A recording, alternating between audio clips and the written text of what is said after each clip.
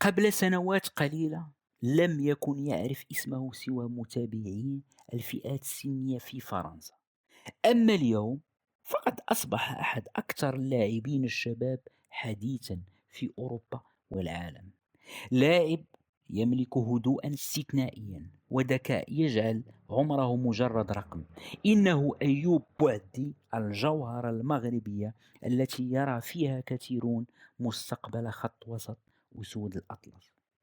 لكن كيف بدأت القصة؟ وكيف وصل هذا الفتى إلى أكبر بطولة في العالم وهو لا يزال في سن المراهقة؟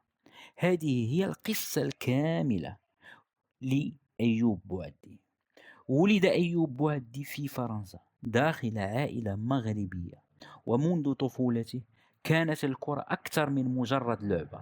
كان يقضي ساعات طويلة في اللعب، ولم يكن يعتمد على القوة بل على الذكاء. كان يرى المساحات بسرعة ويمرر الكرة بثقة، حتى أن مدربيه لاحظوا أنه يفكر داخل الملعب بطريقة مختلفة تماما عن بقية الأطفال.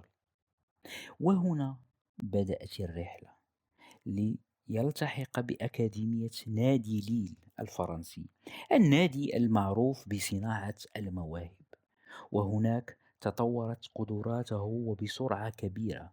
كل موسم كان ينتقل إلى الفئة الأعلى، حتى أصبح من أصغر اللاعبين الذين حصلوا على فرصة مع الفريق الأول لليل.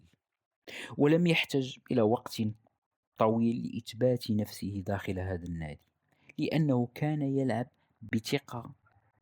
بثقة لاعب يملك عشرات السنوات من الخبرة. قد لا يسجل أهدافا كثيرة ولا يبحث دائما عن الأضواء، لكن قيمته الحقيقية قد تظهر عندما تكون الكرة بين قدميه.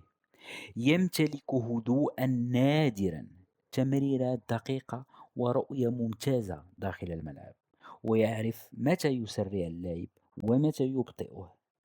لقد أصبح الكثير من المحللين يعتبرونه واحدا من أفضل لاعبي خط الوسط الشباب في العالم. ورغم أنه ولد في فرنسا، ظل المغرب حاضرا في قلبه. ومع مرور الوقت اتخذ القرار الذي انتظره ملايين المغاربة.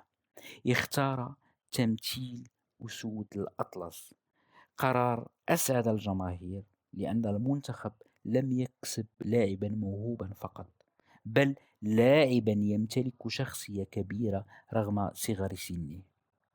عندما حصل على فرصته مع المنتخب المغربي لم يظهر عليه أي توتر.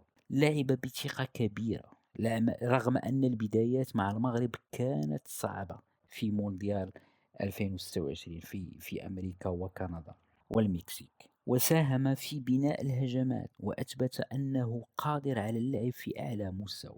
الجماهير بدأت ترى فيه مستقبل خط الوسط المغربي، لاعب يستطيع قيادة المنتخب لسنوات طويلة. رحلة أيوب بوعدي ما زالت في الحقيقة في بدايتها، لكن كل المؤشرات تقول إن المغرب يملك لاعبا استثنائيا قد يصبح خلال السنوات القليلة أحد أفضل لاعبي الوسط في العالم. ويبقى السؤال: هل يستطيع أيوب بوعدي أن يقود أسود الأطلس نحو إنجاز تاريخي جديد؟ اكتب رأيك في التعليقات، ولا تنسى الاشتراك في القناة وتفعيل الجرس حتى يصلك الجديد.